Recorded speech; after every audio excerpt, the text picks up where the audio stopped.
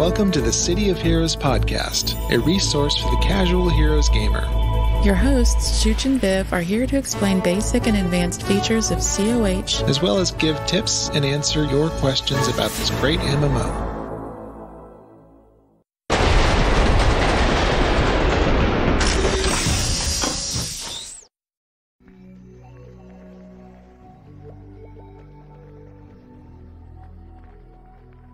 Welcome everybody, and happy Saturday. I forgot to mute that extra video window. You can see we have a guest today. This is the City of Heroes podcast. I'm Chooch. Over there is my wife, Viv. Hey, y'all. And today we're going to discuss fire farming with Brigg, who will be joining us in just a moment. First of all, we're going to start our usual what we usually do here at the City of Heroes podcast. We talk about what's going on at Homecoming, since that's the main server we work on. And not work on, but play on. It's work. It's work. We treat it like a job, y'all. And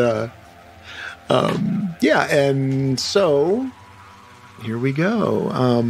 We actually don't have any City of Heroes podcast news. Other than Brigg's here. That's awesome. We're very happy, very excited, been looking forward to this. Yes. We've got a couple other video interviews planned for the future. And our other gaming streaming stuff, we do this podcast for about an hour, and then we hand over to Vivid Muse's stream, where we do our Hero Saturday, our Super Saturday. Now it's Superhero Saturday. Now we'll have to figure out something that makes gold rhymes with gold and Saturday and stuff, because we're going to be doing Praetorian content. We're starting at level 1 again. Yeah, we are. Yeah. And we've got, go ahead. It's me and Chooch and Rich as usual, but we're also adding Griblaja. If anybody knows that awesome streamer. I almost said awesome. That seemed rude. Awesome streamer, Grib. So yeah, we're going to be starting up in Pretoria tonight. I'm super excited. We're going to read through all of the stuff like we do and really get to know that story, because I'm not really familiar with it. I haven't really read it all before, so I'm super excited. Yeah. I want to say hi to the chat. We've got a bunch of new faces in here. And of course, our favorite Trauma Train Rich, Corn Dog Master, got the first comment in chat. Yeah, he did. Followed by Trixie Kicks. And I see some Trixie. Some new names. Trixie goes on the stream teams. She actually is the one that runs the Saturday stream team. It's so fun to watch, you guys. The theme team, right? So every Saturday they have a different theme, and they run through task forces and whatnot. Really cool to see. Red Colt Revolver, hello. Welcome. First chat from Red Colt and from Lori. Is that Lori? Laura? How would you like Laura? that? How would you like us to say that? Laura, Welcome. Nice to see you. So let's get into it, maybe. Yeah.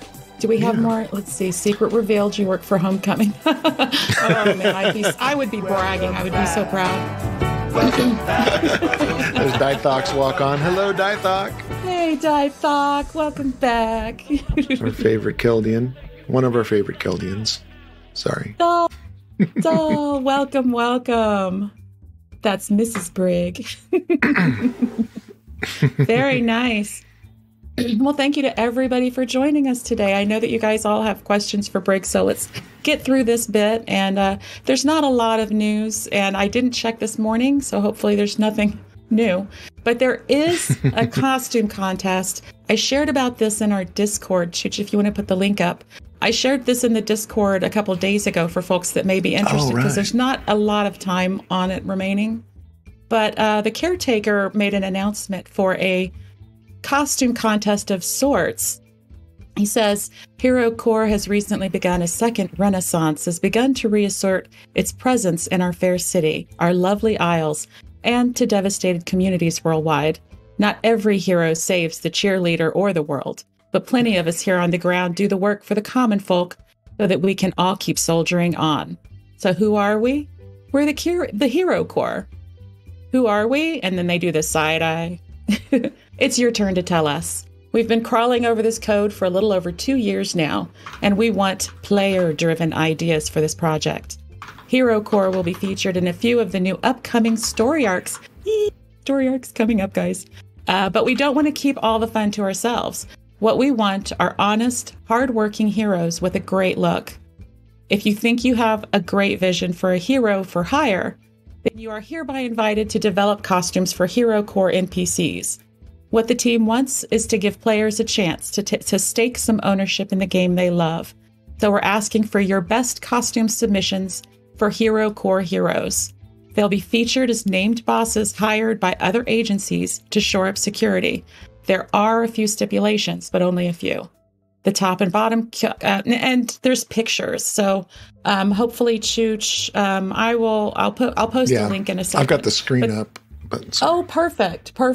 So then you can see the renderings, the stipulations that they state. The top and bottom costume pieces must be presented with these colors and patterns. Tights are not a hard and fast rule, but the idea here is that they will have some semblance of a costume while retaining a sense of individuality, not unlike a supergroup. All costumes must feature the Hero Core logo and both top and bottom using the colors and patterns defined below, but all other details are up to you. And then it will go through what the specifications are, which blue to use, and that sort of thing like that. And then it says you can give any text that you want and screenshot and the costume file attached.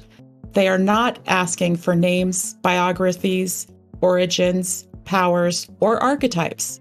That information can help justify a costume design, but will not cross over into our development process, just the costumes.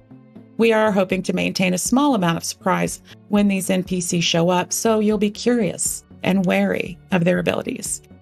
So it unlocked on February 1st and will lock again on February 8th. So today's the 5th. The last time I looked, there were already a bunch of submissions, but what the heck? They don't have yours yet. Go do it. Right? Let's do this. So I would definitely take a look at that. There's some interesting stuff going on over there. And let's see. We have, and then really the only other thing I wanted to announce is the weekly strike targets through Monday, Miss Liberty, Lord Recluse, and the Abandoned Sewer Trial. In order of levels, that was 45 to 50, 45 to 50, and then Sewer Trial is 38 to 50. And then starting Saturday morning, we'll get Citadel, level 25 to 30, Terracos, 15 to 20, and Woodsman, 39 to 41. So that's it. That's really all the news that I was able to find for the Homecoming server. Oh yeah, I just sent Brigg a friend or a team invite, and he probably has no idea who I am. That's my farm boy, which is my fire farmer. You can see Brigg there. Shoot. I need to get my person over there. Yeah, I forgot to mention. We will probably team up since it's kind of a gaming podcast, right? Yes. Hey, Rich gifted 5 subs. Dude. Trauma Train Rich, thank you. Thank you. I'm verklempt. Thank you so much. We're working towards those emote badges. I mean, the emote unlocks with the sub badges. So thank you, Rich. Yeah, we're trying to, unlock more emotes. Hey, Grudge Monster. Hey, Grudge. How are you doing? Caretaker's a new homecoming person. Bullet. First chat. Hey, what's up? Doll, who's that shady looking dude that popped in the middle there? Brigg replied, who knows? Hide your wallets. Also normally, let's see, do the weekly strike targets? I just read them. Oh, you did just read them. I'm sorry. No, I know you're managing a lot. I was looking at the, I just realized the emote wall was supposed to be in here and it's disappeared. So we gotta have the emote wall working. Come on. What kind of stream is this? Whoops. What server are you on? Oh, is it a Everlasting? Or are you not allowed to tell me? I can find out, maybe. Yeah. I might be able to find out on my own. No, we never coordinate this in advance, you guys. I don't know what's wrong with us. But let's get to the important stuff here. So professional, right? Let's get to the meat and the potatoes of this episode. And the potatoes. So main topic is farming with Brigg. Now that I did all these things to make his camera disappear. Kyle plays the air horn. Welcome, Brigg. Now we got him up. There's his camera. Welcome to the CoHPodcast. Welcome. Hello, hello. So How's glad everybody doing great. Doing so really good. great. Chat, how are you doing? They seem to be doing very well. Welcome back. Welcome back. Welcome back. So I was going to give kind of a little bit of the definition of farming and that kind of thing. I mean, not the definition. Most people know what farming is, but related specifically to video games, most people think of, honestly, World of Warcraft, gold farming, right? That's kind of where it kind of all started. But the kind of definition to me of farming is that you take a game and you find the ideal conditions in its environment to be able to produce a resource. So it could be gold, or in the game here where you're using influence and infamy, and of course to quickly level up or to power level. I don't really know. I started thinking about what's the difference between farming and grinding. Grinding is usually based off mainly just getting XP in game, really. Mm-hmm. And I guess originally, the difference with farming was that they were actually selling for real money. So they were exchanging gold for real money. And in the game here, we don't do that. We just do it for fun and well, hopefully they don't. Right. Yeah. Well, true. Yeah, I suppose people might be doing that. People could do that, huh? Selling power leveling. So yeah, farms in other games, I just said, they're usually doing it for profit. One of the big differences in City of Heroes is that we have architecture entertainment, where you can actually set up those specific conditions that you're looking for, right? And so the pros of farming, of course, you're getting XPs and you're getting influence, virtual, you're getting recipes and merits and salvage. The cons are it's time consuming and it can be really expensive to start up. My first farmer here was very expensive. Although, okay, I'll admit, I was very impatient. So I went about it the most expensive way you can possibly go about it.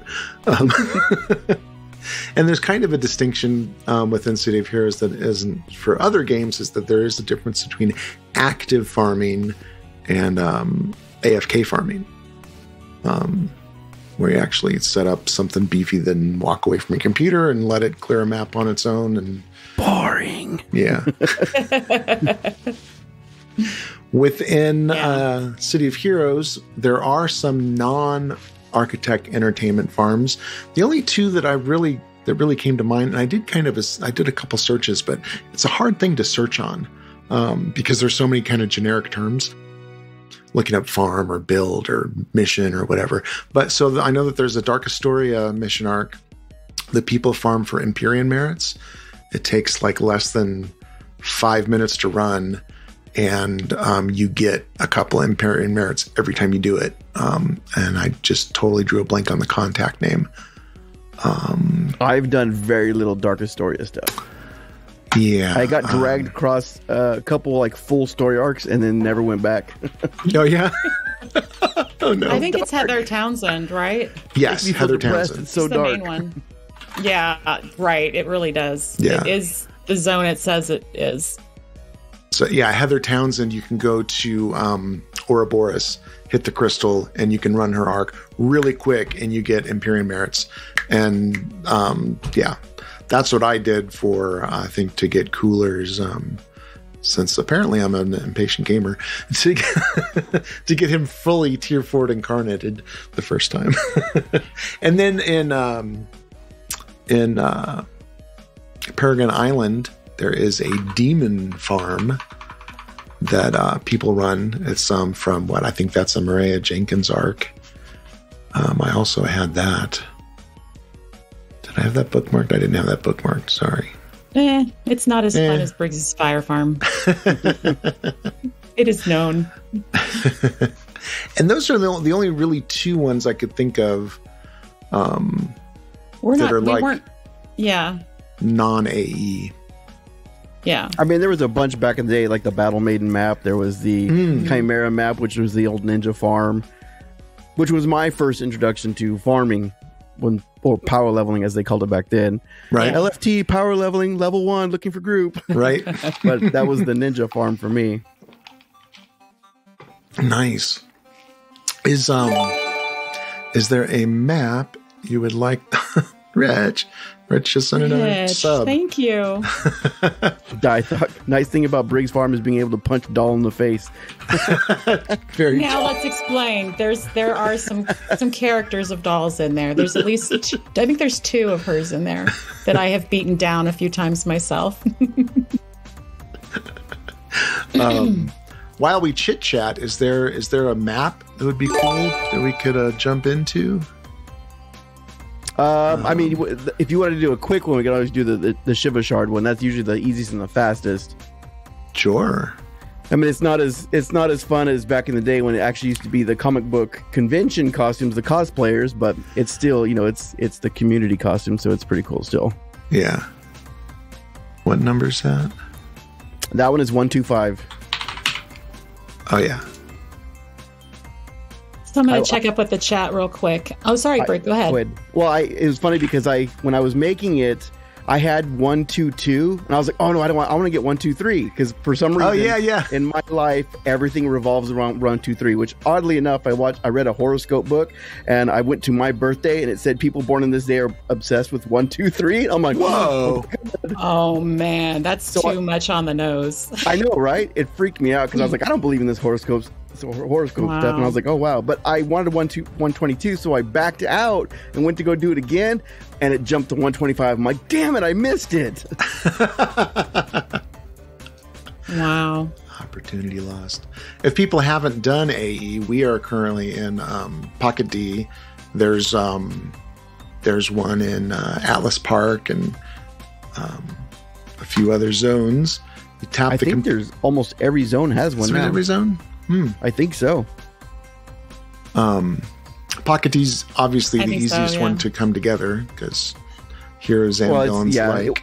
Because Rick D and Pocket D, you're able to combine heroes and villains wherever else you can't.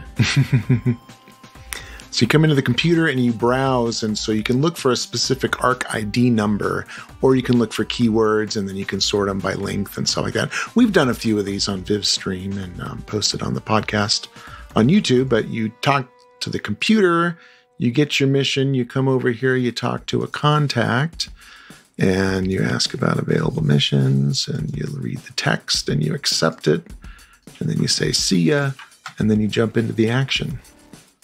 I'm very jealous how smooth that works for you. Oh, yeah? I made the mistake when we first started setting up all these files for Score and Paragon Titan and all that stuff. I didn't think of separating, like we have Cake server back then when Homecoming first switched over from Score to Homecoming. I didn't think about creating 2 separate files. I just threw them all into one big City of Heroes file. So then now when I open up the missions for AE, it's going through all of that stuff, and I have missions over in We Have Cake that have several different missions that use different costume pieces, so it starts to just freeze, and half the time it'll shut my game down completely.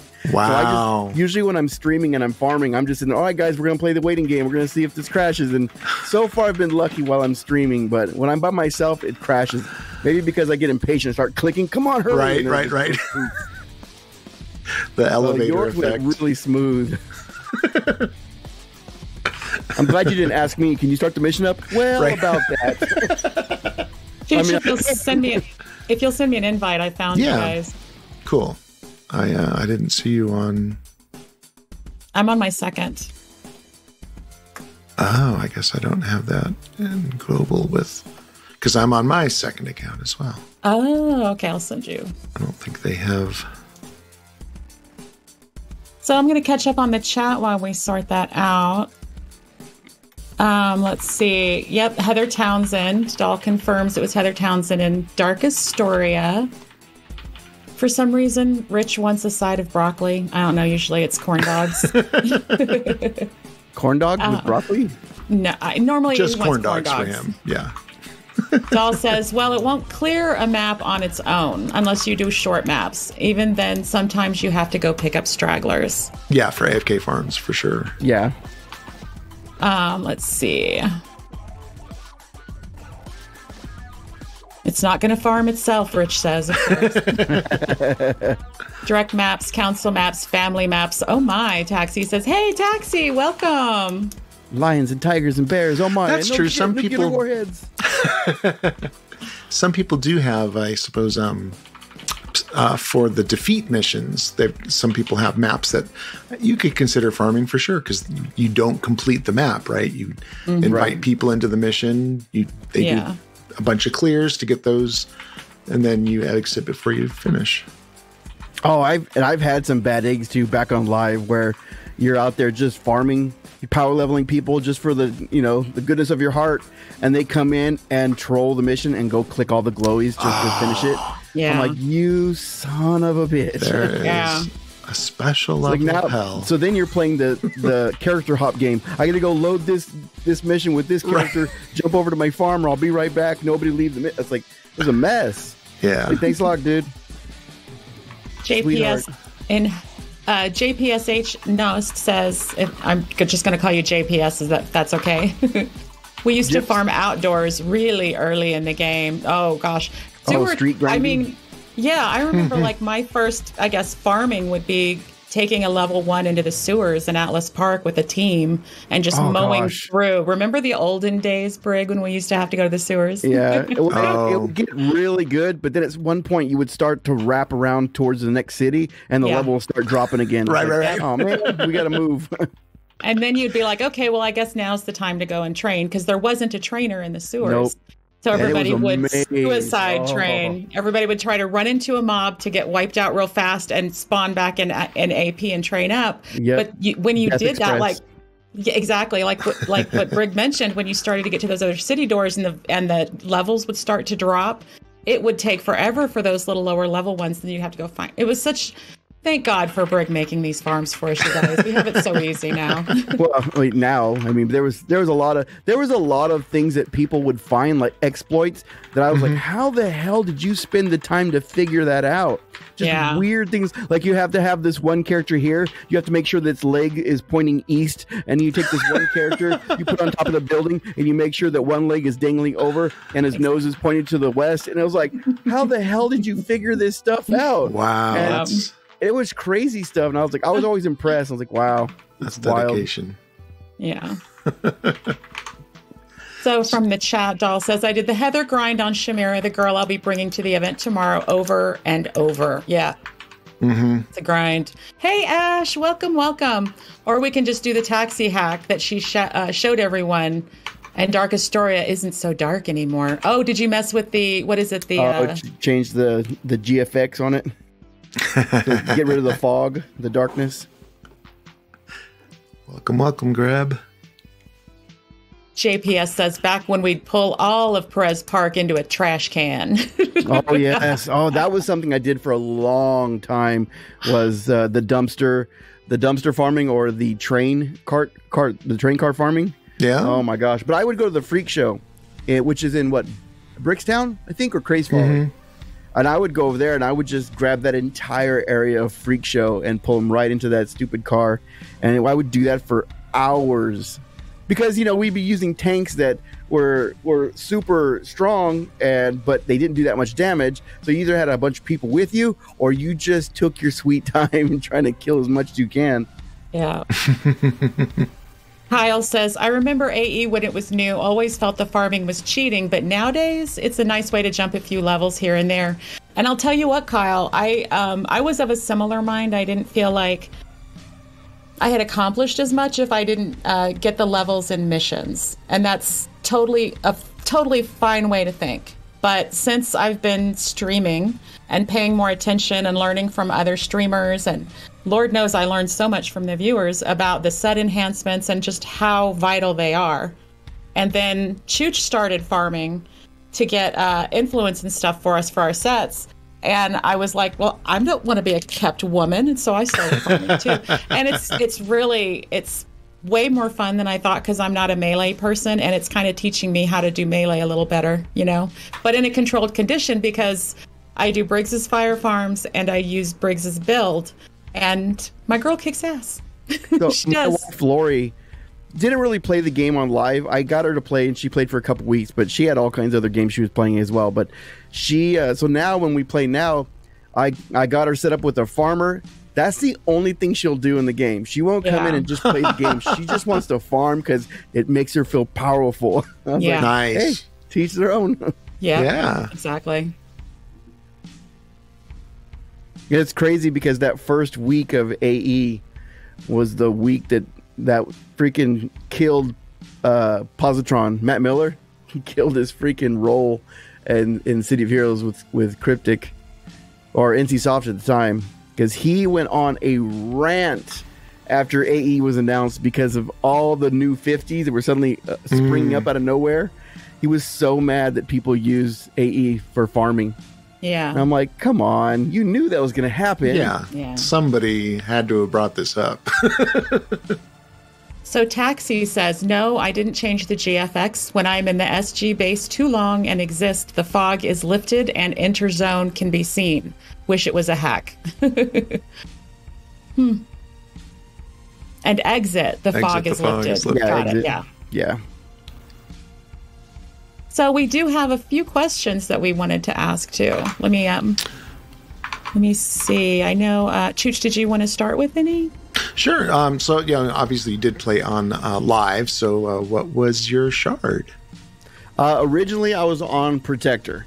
And I was on Protector for a long time. And then for years and years and years. And then from there, I created Brigg. And somebody helped me out trying to get him set up for PvP just because of stuns and stuff. And that was a lot of fun. Because my first Brigg was an Invol Energy melee.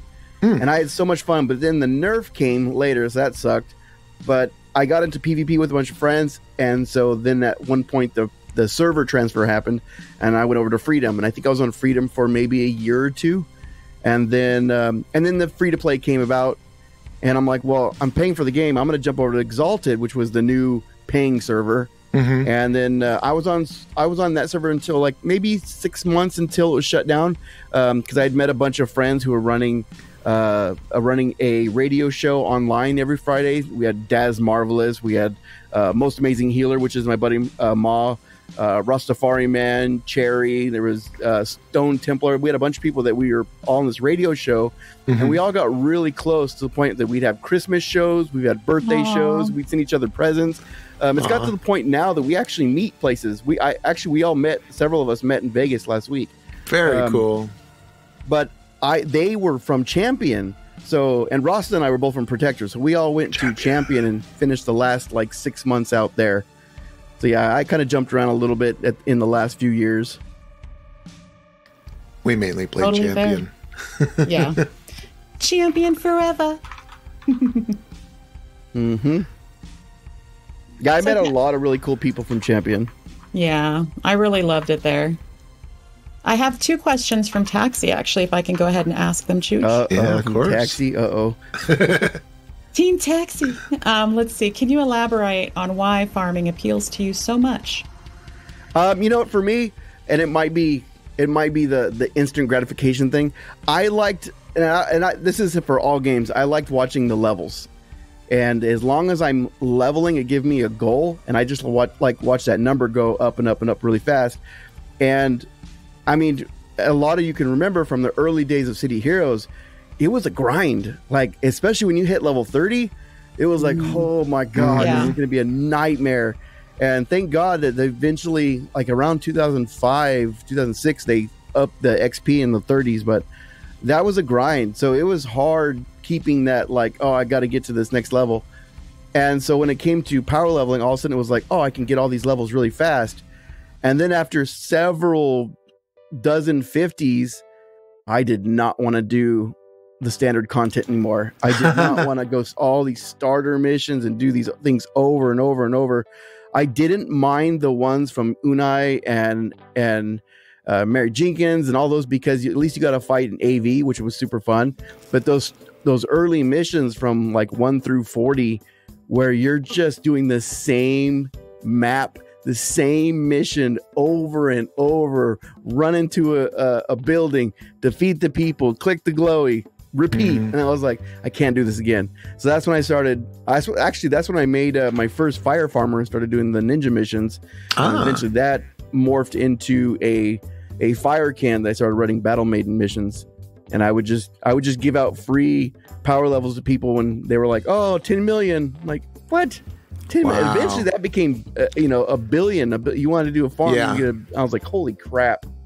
But yeah, so that's why I got into farming. It's just, one, it was instant gratification. I could see those levels just fly, and that was in itself super satisfying. But then it was the fact that I just didn't want to run the same content over and over after already running it over and over for years.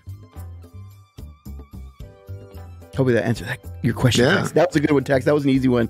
Taxi might throw the hard questions. I was scared. Something's camera disappeared. I don't know. You still there? She must be having an issue. Oh, she's rebooting. She crashed. Aw. R.I.P. Weak sauce. Okay, so right on. And she was the one that had the questions from Taxi. Right. Well, we've got a shared document. There we go. Taxi wants to know, what is it about farming, Crash? She's to come back. Okay, you got to repeat the whole thing. Okay. And she invokes superior invis again. Nice, doll. Yes. That's funny. She'll do superior invisibility at the end of the stream so she can go start hers, and then I can raid her. That's that, like from the Ninja Turtles, Ninja vanished. That's a go back right there, a flashback to 1990s. Right. So let's see. So you kind of covered the when you got into mission building. So what's crazy is I had an idea what I wanted to do with farming, but my first mission for AE was actually a story arc, and it was the storyline through all of my characters, because all of my characters had this continuing theme through each one. So I fleshed it out and made it a physical thing that you can actually, or a digital thing that you actually can do. And it was so my very first character was a Thanatos, which was a martial arts region. And then my second one, and he was supposed to be a fallen angel. And then my second one was, because what's the first thing you do after making a level 50? What's the very first thing you do? You make a war shade or a peacebringer. Right. So I made a war shade, and he was General Thanatos, and he was essentially, Thanatos, the fallen angel, was trying to earn his way back into heaven, and he finally gets back. He does good works, I guess. I was going with the Mormon theology, but he did good works. He got back into heaven, but the evil that was within him refused to die. So he went and he fought the devil. The devil corrupted him, and he became General Thanatos, which was the war shade. And then from there, again, he defeated the evil. Dythok's diehard war shade. Right. he got rid of. He was able to defeat the evil, push the evil out, but it refused to die. And at that point, City of Villains was released. So I made my first brute, which was Dark Thanatos, and so that was evolved. And then I was wanted to do almost like a spinoff. So I need a fallen angel mercenary who's hired by the ex-Warshade to kill Thanatos, and then that's how Brigg was born. Brigg was an indifferent mercenary who just didn't give a shit. I don't care. I'm here. You're gonna pay me? Sure. Who was also a fallen angel, but he'd been here for thousands of years and just didn't care. Everything was just molecules to him, and he just didn't give a shit. And so it's like, what? Let me do this money? Yeah, I guess. I got time. And that was Brigg. And it was my first invulnerability tanker, and I fell in love. After that, I was like, as someone who was really big into Superman. I mean, my ultimate superhero was probably Spider-Man, but Superman was always really big throughout my whole life, especially because the shield and flying and invulnerability. And when I made that invulnerable tank, I was like, oh, damn, this is cool. and I got hooked to a tank ever since. So then my friends always tease me, "You can't read. Tanks can't read. Shut up." Like, what? You can read? You can read? Oh yeah, Spidey gang. Yep. Yeah, Bullet. Spider-Man was what? So Superman was, always really big since I was really little, because the first movie came out like a year or two after I was born. So I was very little already watching Superman at home. I was probably like 3 when it was at home watching it on video. And I just fell in love to the point that I almost jumped off our balcony with a red towel thinking I could fly. And my mom caught me just in time. Yes, 2 stories up, and I almost jumped off the balcony because I was going to fly, because I had a red towel and it was my cape. And I also ruined many button-up shirts because I would rip them open to show my Spider-Man underoos or Superman underoos. But Spider-Man was always a big thing. But when I got into, like, I don't know, it was around 12, I got my hands on a Spider-Man comic book, and I was hooked. And so Spider-Man has always been my favorite just because of the story and everything. The stories were always really big, and it was more relatable. Spider-Man was always very relatable. Yeah. And it was in a real world where DC was in this made-up world where Gotham and Metropolis, are they the same city? Are they both New York? What the hell? Right. But, Superman was cool. It had all kinds of cool stuff, but Spider-Man was always the one that really hit me hard, because it was, not only was he a superhero, he was dealing with real things. He was dealing with, how to keep his wife happy because he was always never around. She was always stressed. It was how to keep his job. And it was very realistic stuff. It wasn't just, I'm Superman, I'm here, I'm going to go punch this dude. Yeah. Yeah. Right on. Yeah, see, I never read Hulk or Wolverine. I got a friend who's really into Hulk and Wolverine, X-Men in general. He had those, and he was so into the X-Men and Wolverine, and later into Spawn. But it was a really good friend of mine. Now he's running a comic book store in Maryland. So that dirty dog fulfilled his dream. Dirty dog. Nice. You got an odd color on that farm boy. What is that? I was just saying, I think he's getting reflected off the sun. He's pretty white. He's really white. He's getting this kind of blue something. I don't know where that's coming from. You look almost like this big zombie. I wanted to talk a little bit. Zombie color. Right. Go ahead. A little bit about what makes the magic work here. So this is the fire farm specifically, right? You know what? It was a lot of trial and error. Mm-hmm. And so I believe it's still here, but when you finish all 5 of the missions of the story arc, it'll go through a whole bunch of people's names, listing them all to thank them.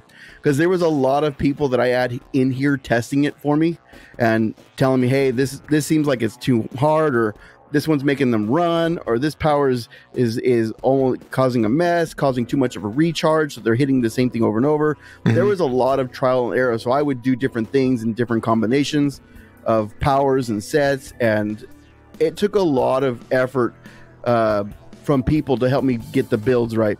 Obviously, the costumes were just a labor of time and love, just to take all these ideas from comic conventions, what you would see there, and just try to map out the best costume piece that would fit the closest to what it was. And I had to be really careful, because I could use my own imagination and go, oh, I can see that, but maybe that's just my view. So I had to make sure that whatever costume piece I chose, it was obvious what I was trying to go for. Yeah. And I think I had 200 characters in the original one, and I think I had about 30 to 40 when I first put it up. And then over the course of several months, I would just keep adding and keep adding and keep adding. And then people would call or send me messages of, hey, can you add this person?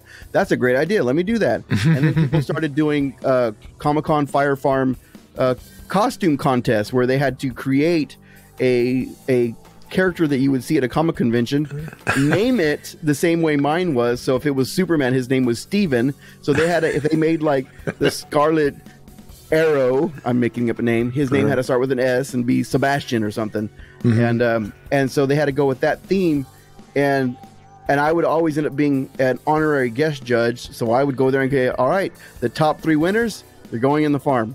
And so I ended up getting a few costume pieces like that. One of them, my favorite one was Spider-Man 2099. This guy put this Spider-Man 99 costume piece together, and I was like, holy crap, that looks fantastic. And I immediately put that in. There was a few, Mysterio got put in from a costume contest. Malcolm from Jurassic Park, you know, he's got his shirt open. He got put in from a costume contest. So there was a lot of those too, but it was just a matter of finding what works. This map, some people had been testing already, and I was like, I'll give this map a try, and it worked out really well because they came really close. There was someone out there, Nokit, I believe his name was, where he actually used inspiration from mine to create his own, but tweaked the powers a little bit. So he made them so they can speed run at you. So the moment you came in, they all rushed you. Oh, wow. But that speed boost, he gave them a bunch of buffs. They hurt. So there was no AFK farming in that map. You would die in 4 seconds. So you had to constantly be on your toes, like, all right, let's start killing these guys as fast as possible to mitigate damage. But at the same time, I need to be healing my ass because I'm about to die. And it was convenient that they'd all rush you, but the added stress to me just wasn't worth it. But it was really neat to see. And then it was another cool little thing about the fire farm is in the very beginning of Homecoming, there was a guy that was in our group who was real good at coding, and he was able to get into the files in his own computer and set up a macro program that when he would run my farm, all he had to do was enter the portal and the macro would do the rest. Wow. It would go search for a mob, run to it, defeat them, search for another mob, run to them, defeat them. It would click inspirations. It would delete, worthless recipes, and he would just let it go all night long. And I was like, what the heck? And I think it would take him about 10 minutes. Yeah. I'm like, 10 minutes is not bad, especially when we're going in there and knocking it out in 4 or 5 minutes, and you're doing it in 10 minutes, and you're not even at your computer. Yeah, truly AFK like. Wow. But he would do it in one of my cave edition ones. So I'm like, how is it able to turn those corners? Yeah. And he did it, and it was super impressive. And I actually went and watched him do it one time. I was like, I'll be damned. And he had so many purple drops. And I was like, that's impressive. Does he still have that macro? I'm sure he does. I would have to go searching back to find information, because I think he did send me the macro. I took one look at it and said, hell no, I am not smart enough for this macro. There's way too much involved. For all I know, this is hacking the Pentagon. I'm just I was like, I'm going to break my game or I'm going to get kicked, because I'm sure there was something somewhere that said you can't do that. Yeah, I was like, yeah, I'm going to my luck. I'm the one that always picks if there's a whole table full of chairs and one leg is broken, I'm going to pick the one that's broken. My luck, I'm going to freaking go put that in there. The moment I log in, there's a big screen flash. I'm sorry, you're busted. Now bend over and take the paddle. Anticipate, Briggs, let's not tell anyone. Let's chat later. Let's just keep this on the DL. We'll keep it between us. Let me switch screens here real quick. So, for people who may be interested on how exactly this works, I lost the other webcam again. There it is. Boop. Yeah, so doll. Nobody offered me a paddle. You have your own paddle, doll? That is actually not the screen I wanted to see. Boop. Paddle's like, I got 2 butt cheeks and I need 2 paddles. For some reason, Mid's Hero Builder Designer would not load up in my OBS. So I did a quick screen cap of what the main Brigg build looks like. It has gotten some tweaks over time. Like I've really leaned, thanks to Taxi. Taxi kind of pushed me to do this, and I was like, okay, I'm gonna go take a look at this. She encouraged me to really focus on a lot of the procs So I've tweaked things here and there to add more procs and recharge and just to get a little bit more out of it. And it actually works. I had a lot of fun with it. I mean, all of a sudden I'm doing a rad fire build, but I'm doing electric damage, I'm doing radiation damage, I'm doing fire damage, I'm doing lethal damage, smashing damage, toxic damage. I might as well throw the taunt in there and put that little psi proc in there and get a little psi damage in there. And so, of course, what really makes the build shine and really work with the map is all of the bad guys on the map, right? They're only doing fire damage. And you are doing everything in your power to absorb fire damage. But here we go. I've got the totals up here as well. The other trick was that is choosing powers that did not have like quick recharges. And that was the issue, I think, with flares. Is flares recharges so fast, you had to make sure you didn't have it, because otherwise they're just going to stand from afar and keep shooting flares. So I had to really pay attention to timing on the attacks as well. Gotcha. To make them herd up.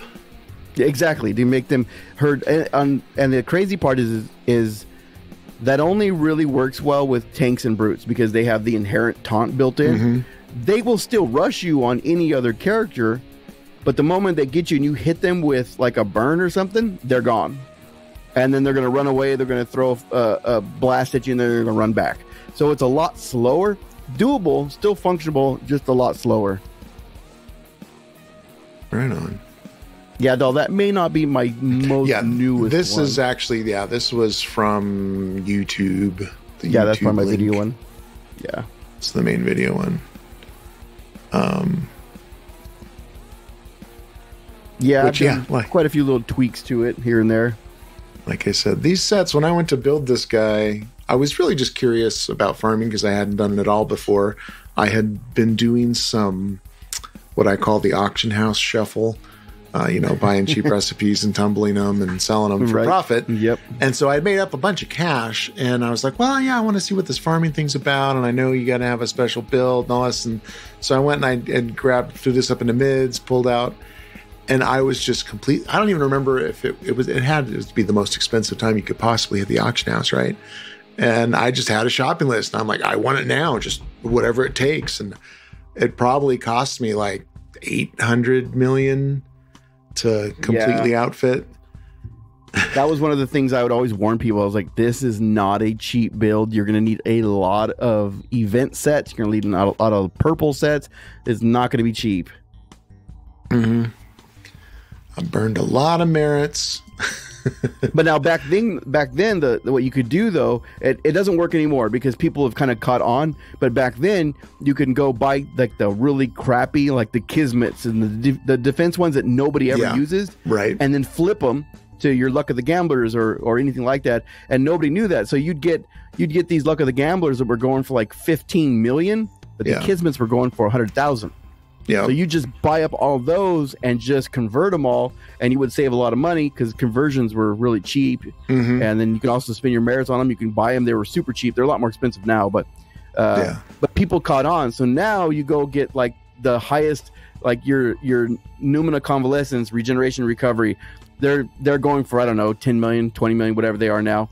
And then you look at, I'm gonna go find a Dr. Wounds. Nobody ever used Dr. Wounds. 9 million, 8 million. It's like, damn it. So everybody's caught on.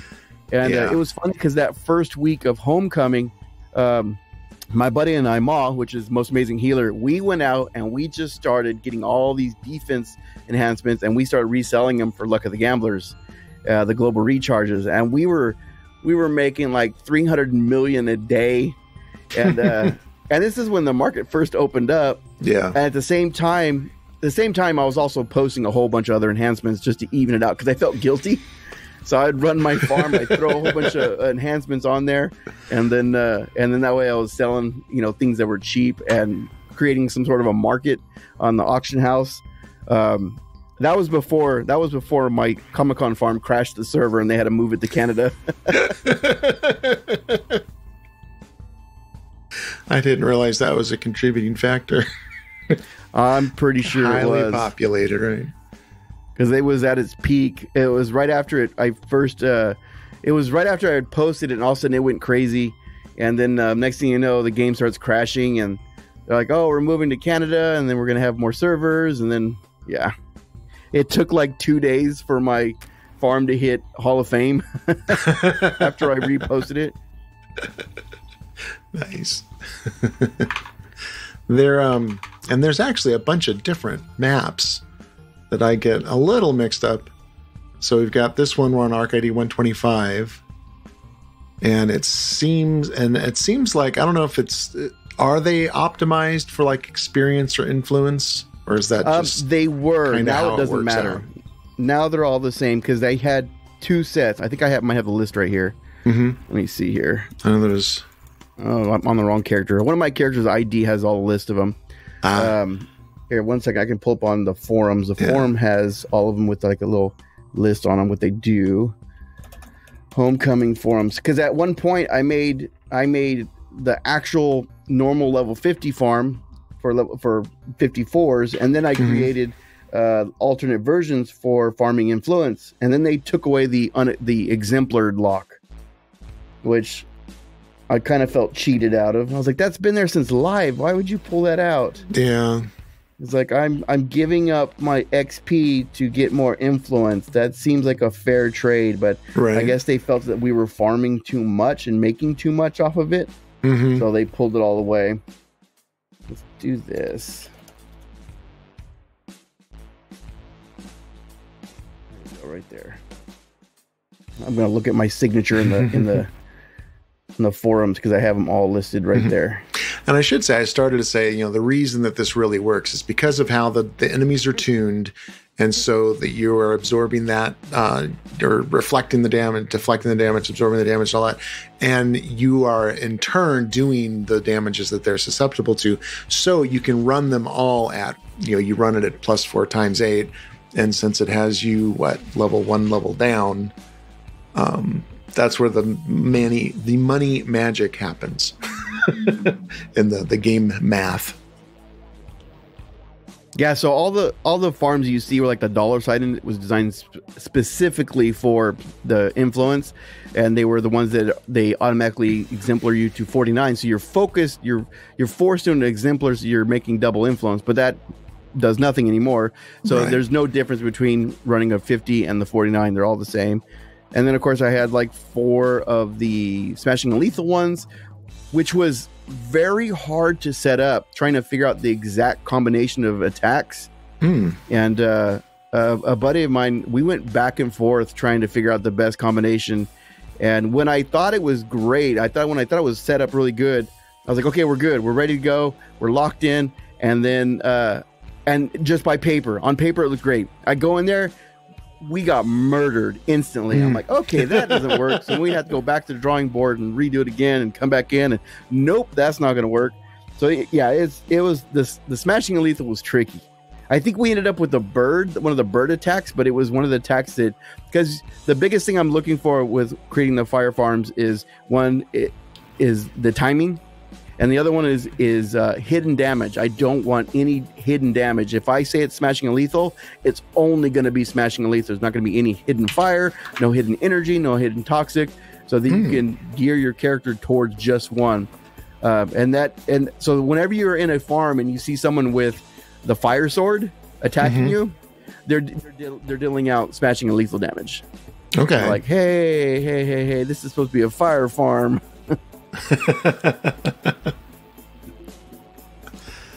I had card if you accidentally pick the Smashing and Lethal if you're on a fire farmer. Yeah, that's gonna hurt. Yeah, that's gonna hurt a lot.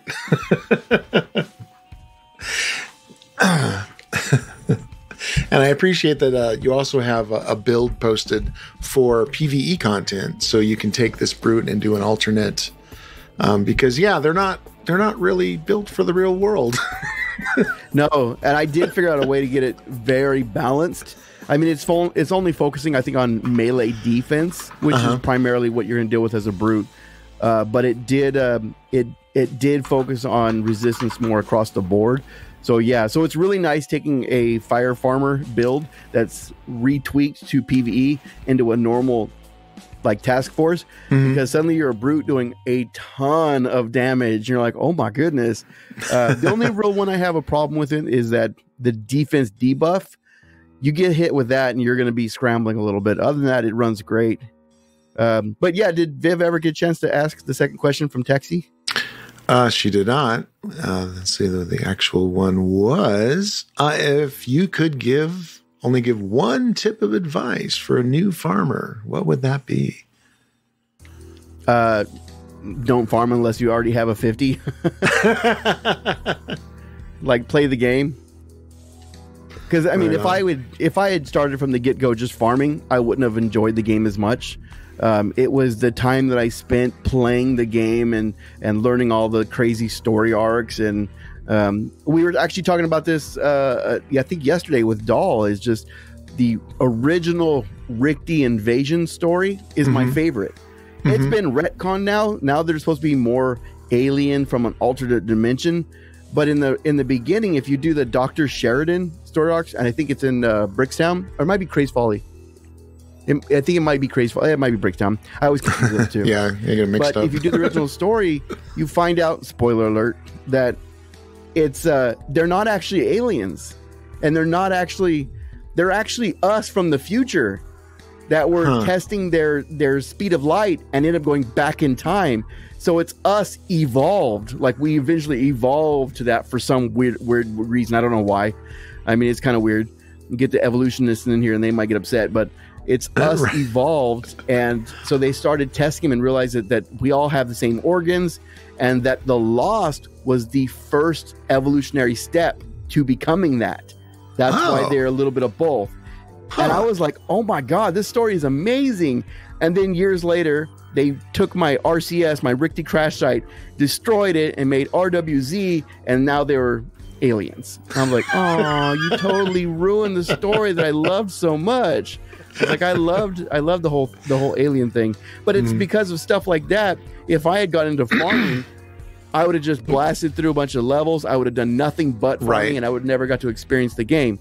So that's my biggest thing is if you're going to get into farming, play the game first, and meet people. Don't be afraid to go out there and say looking for group, because the other really big thing about City of Heroes was playing with a group, because no other game plays teams like City of Heroes does. This game is all about teams.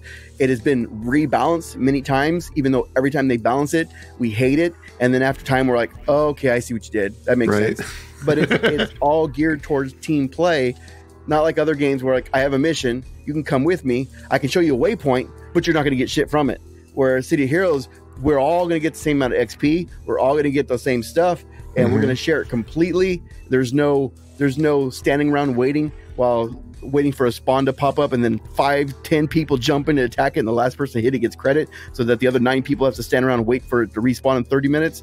It was very set up towards team play, so you get to meet people. And even if you're not in Discord, because we didn't have Vent and TeamSpeak right away in the beginning, so it all based on chat in the game.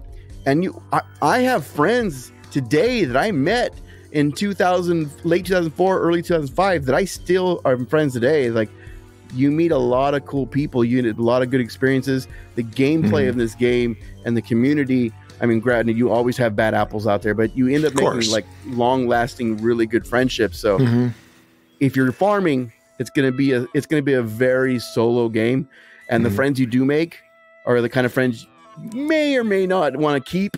Right. I mean, there are some gems in there, but it's going to be, oh, my friend just won the lotto, I'm going to go hit them up. Hey, remember me? We're buddies. It's going to be, hey, can you farm me? And you're going to be my friend, but only because I want you to farm me whenever I have the character. So yeah, play the character, play the game. Don't be afraid of team. Don't be afraid of pug. City of Heroes, if you're going to play a pug team, City of Heroes is the place to do it. Because you do a pug team on World of Warcraft, or you go, hey, I'm a paladin looking for a group. Hey, I'm going to go screw your mom, dude. Oh, I just wanted to play. I think it really is. Community. Yeah, I think it really is something to do with kind of the whole superhero genre. Like, people are coming here to be heroes, right? They're not coming here to be trolls. And I don't know. It seems like that just kind of the people who are into heroes seem to be more open-minded, I guess I'll say. Yeah, I mean, you're right. That may be something to do with the hero aspect, right? Who knew in 2008 we're going to be so relevant in the 2020s? Yeah, right. It's like superheroes everywhere. COH had a question. Yeah, COHLFG, which is the great Twitch channel we love. He said, first of all, big fan. I do your farm on Rebirth to experience the original Comic-Con attendees. Do you have a new farm concept in the works? I did have one in the works. I was considering making. It was more on the crude side. I wanted to use the organic like maps where it's like pulsating and stuff, and I wanted that you were. And the story was that you had been shrunk down, injected in the body like that old movie Inner Space. Oh, yeah. I've seen that movie Inner Space. Oh, I love that And movie. you're in the body, and you have to fight your way out the other end. So you're going through this guy's internal organs trying to fight your way out. You had to be ejected out the back end. I thought about putting that together for a fun thing. And then, but I don't know. At this point, topping the community players was going to be very difficult to do. And the whole reason I decided to go with the community players is what made the Comic-Con farm so fun. Wasn't just the fact that you can level really fast, you can earn a bunch of influence, you can level your characters to 50. It was that you could recognize the characters. You could run around and, I still got comments up until the day that I pulled it. Like, oh my God, I've been running this for a year now and I'm still finding new characters because there were so many characters in there. It was like, oh my God, is that freaking Space Ghost over there? Is that freaking Scooby-Doo? It's like you kept finding these new characters you didn't know were in there. Peter Venkman from Ghostbusters is in there. That was one that someone's like, oh my God, I think I saw Peter Venkman. The Soul Survivor from Fallout 4. There was all these random characters that you would see at a Comic-Con convention. Mal from Firefly. And so it was that aspect of recognizing these characters.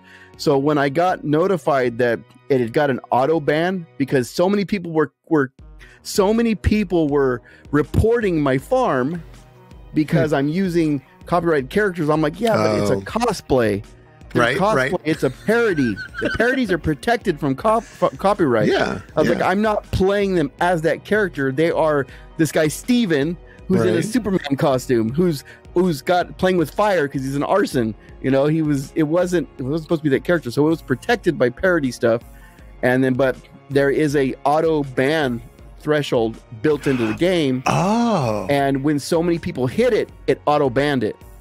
So then I started getting flooded with messages. The GM started flooding me with messages, and I ended up talking directly with Cypher. They're like, "Hey, none of us banned your stuff. We're trying to figure out how it did it." And eventually came back and said, okay, we found it. There's an auto ban system in place. Since we found it, we're gonna try to raise the cap on it so it doesn't do it again. So I was like, should I post it? And they're like, yeah, you should be okay. Let me talk about it with the group here, the team. And I'm like, hey, that's cool, no big deal. And in the meantime, I was trying to throw together like a quick little thing, and they came back and they're like, we're probably leaning towards not doing it because of the risk. If people are complaining, if they're reporting it, then obviously there is some risk there.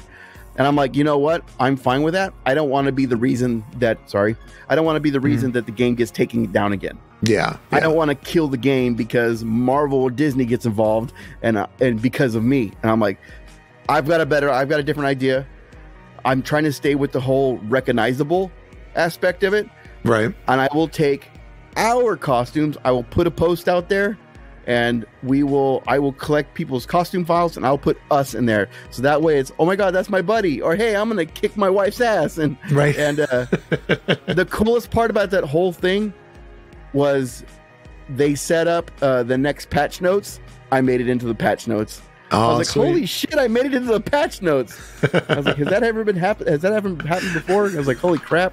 So that was really cool. But and that was a long, and I got overwhelmed because I gave out my email, I gave out my Discord, I gave out my Facebook, and I suddenly had this flood of costume files coming my way. So over the course of several weeks, I was putting them into the game, and I capped out at 200. I still had 100 more to go. Wow. 100 more, at least maybe 200 more to go.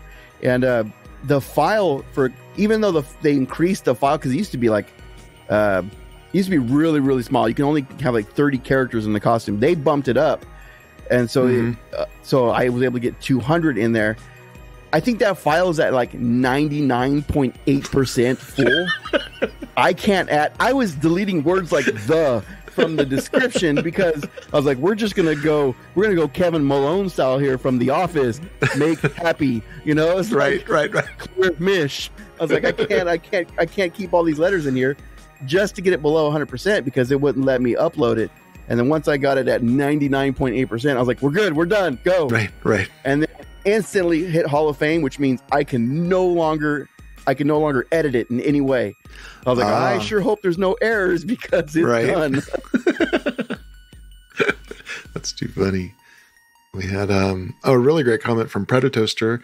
One of our friends, personal tip for a new farmer: play your farmer up solo in AE. Start at -1 × 8. Slowly increase the level as you get to level 20 or so with set bonuses. By the time you hit 50, you're going to have a good base for how to farm and what your attack chain will be. You'll just have to do patron intro if you want red side patrons. Absolutely. And I do this too. If I'm just kind of like chilling out and I just want to just play a new character and level it up, and it's going to be a farmer type, I will sit there and I will go set it on low setting and I will farm. And then the moment I can start setting enhancements, like the set bonuses, the moment I have available. It's like some of them are level 7, some are level 10. I put them in. And a lot of people are like, oh no, I'm not going to waste my time and money. I'm going to wait till I'm 50. I don't. Because all of a sudden these set bonuses they start stacking and all of a sudden you're just beefy as hell. And you will be like level 30 with all these set bonuses already starting to handle the +4, +8s. And the only real thing you have to do is pay attention to is I need to make sure I have plenty of purples on me and plenty of blues on me for endurance. Usually with a fire farmer, the resistance is going to be capped really fast. Defense is going to be the one that's lacking. So you just keep a lot of purples and a lot of blues on you, and you could totally power level yourself with a fire farmer really easily. Like I said, 30, 35, you're going to be handling 4x8s. You just, like I said, you got to just balance out your purples. But absolutely, I've done that a few times, and I've ended up power leveling someone, a couple friends, and they're like, you don't even have a 50. We can do it. Okay. And then sure enough, they're like, I'll be damned. Yeah, it's that. Yeah, definitely. You're able to power level yourself. Oh yeah, he actually says that too. Start eating Lux and eating Enrages by the time you are done. Yep. You just keep eating keep eating the purples, and then eventually you'll find you don't need them once you get enough defense going, and you can start getting more reds and yellows. At that point, you're probably going to need a lot of accuracies as well. Right on. We had on Reddit, I want to get to. We're actually running a little long. There was a couple comments on Blue Idoru. Oh, specifically talking about some other farms that are smashing lethal. So they were saying, Blue Idoru, I chatted with Brigg a bit. There's a few better ways of making farms. Brigg really was trailblazing with those. And then somebody had said, well, okay, so what do you think are the best ones? And so they gave on Homecoming some smashing lethal arcs, which are up on screen, and I'll post in the patch notes. I think 44456 has maximum XP and influence possible. Some are like 98 or 6. Briggs are right up with those two. The main difference is the speed. Try something like Terminator Knight, which is not Briggs. There's elite bosses that take a really long time to clear. Early farms had foes pretty well armored, which doesn't exactly bode well for clear time. So prefer smashing lethal farms. Mm-hmm. The Terminator one was actually designed for me. Oh, yeah? It was like a tribute almost. So the guy who made it, he spent like the night making it, and I was online. He goes, you got to come see this. I made this inspired by you and your farm. Please come check it out. And I go and I'm like, wait, this is Terminator. These are all Terminator things. And so he took me through that entire map. it was very flattering. I hate that map. I hate the direct map so much. I am really big about quick, easy, simple, and dynamic. Shivershar was great. The At a Cave Farm is great because you can get a lot of XP. But I have always preferred the Atlas outdoor city block map because it's literally just around the block, done, repeat. And I like this simple, like even that council map where you're going up and down the streets over and over. I'm like, this is too complicated. Just give me a circle. I just want to just left turn. You know, I just want to get through it and done. So the direct one is such a cluster. I'm going to go through under this bridge, over this bridge. I'm going to go back to where I was. We're going to go up this ramp. We're going to go all the way across again. And now we're going to come back all the way across this map. We're going to go around this building, do a figure 8 around this building. We're going to jump across this lake over here. Just like, oh my God, can I just go find a circle? I don't need to do all these back and forth. You go NASCAR. Because the direct one was a big one that everybody used because you could use the direct map. You can do the freak show map. There was so much you can do, but too big, too messy for me. Yeah. Right on. So yeah, we are pretty much just about out of time.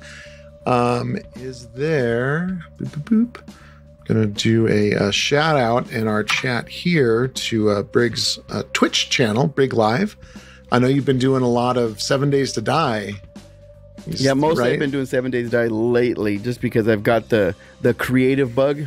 Because 7 Days to Die, you're able to create and build so crazy things, and which is what brought me to the AE farms, was being able to create something. And if I can't create in my real life, if I don't have like a creative outlet somewhere, I legitimately get very depressed. And I get down. I start sleeping more. I stop doing anything. So if I get to a point where it's like there's nothing left to actually create that I haven't, it'll get to the point where I'll go outside and I'll start building a shelf or something. If I have no means to do it, or if I'm just not in the mood to do it, I'll get depressed. So 7 Days to Die is a huge creative outlet. So I guess when that time comes where I get burnt out on 7 Days to Die, I'll go and create my start your inner space farm, my sphincter farm. Absolutely. Let's see. Oh, Facebook actually on Facebook we didn't really have many questions. We just had a whole bunch of hellos. Hi to Briggs from Buck Naked, and hey, tell Briggs that Crystal Dragon appreciates his farming maps quite a bit, and Mama Mayhem loves Briggs farming maps. Yeah, I get hit up a lot in game, and I always have the same answer, and I hope it doesn't come off like almost like scripted or rehearsed, but it is really truly my pleasure to be able, like, that's another thing that I've always enjoyed. Like I said earlier, I hate receiving gifts, but I love giving gifts. Being able to, I made this for people to enjoy. On 7 Days to Die in a public server I play, I have plenty of money in the game, but I have a shop in order to provide ways for people to get things. I just like helping the community. That's one of the big things about City Heroes. That's probably the big thing about how we're playing superheroes. It's just inherently a hero trait. But yes, it is truly my pleasure to help people out. I give out money all the time. I will give out enhancements and purples, and creating the farm was just another way to do that. And the farm has been available since live. A lot of people don't know this. The Comic-Con farm was available on live. We had to keep it a secret, so only maybe 40 people knew about it. But because we didn't want the devs to see it, and then generic everything and delete it. And back then it was a lot harder because I had not refined it. But it was all this. It was about 50 costumes, 40 to 50 costumes, maybe 30. I don't remember. I feel like I did have a cap. But Wolverine had his claws. Wow. Captain America had his shield. So it was a lot harder because it wasn't just fire. So you could easily get your ass kicked, but it was a lot of fun, and we used to run that a lot. So when I came over here, I was like, oh, we're gonna totally refine this. So that was a lot of fun. But yeah, inside little note there that it did exist. It was called the Comic-Con, the Comic-Con farm, and Comic-Con was one word. It was COMICON. Comic-Con. Nice. Comic-Con. Yeah, my farmer was Robbie Roast.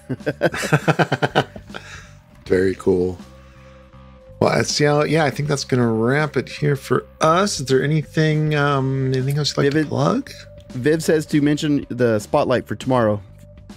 Yeah, tomorrow on Vivid Muse's channel. So right now I'm going to wrap up and we're going to raid Viv's channel because we're going to be doing our gold side content. Like I mentioned earlier, if you want to come along there. Ooh, thanks for the follow, Seminole Gamer. And tomorrow we're specifically going to be doing X5's AE arc. So it's a full task force that is in X's own universe, Exandria. And wait, is that right? Oh, did I just mess that up? It just flew out of my head. It sounded right. Now I'm thinking, wait, did I just get that mixed up with Critical Role? Xanthia. Oh, I missed tabletop gaming. So, yeah, we're going to run that task force. And we're really excited. He's been working really hard on it. It's really, really fascinating story-wise and a really great universe that he's kind of built up, this world he's built up with these really great storylines. So we'll be running that tomorrow. We'll be running Gold Side, like I said, in a few minutes. And really, really thank you, Brigg, for coming on and talking about the farms. Again, it's truly my pleasure, and also a big congrats because you and Viv now have a bunch of emotes you have to make. All right. Thank you. That's a great problem to have. Right. Cool. So I'm going to run the end stream. Thank you, everybody, for joining on the chat. As always, we're going to come back for City of Heroes podcast in 2 weeks. We do it every other week. Not 100% sure what the next one's going to be, but we'll let you know. We'll keep you informed. And thanks. I'm going to run Thanks, the outro. Guys. And this podcast, its hosts, and websites are not in any way affiliated with NCSoft, Cryptic Studios, or Homecoming servers. All views expressed are solely of the hosts and their guests. This podcast is released under a Creative Commons Attribution, Non-Commercial, Share-alike license, which is explained in detail at CoHPodcast.com. Good hunting, heroes.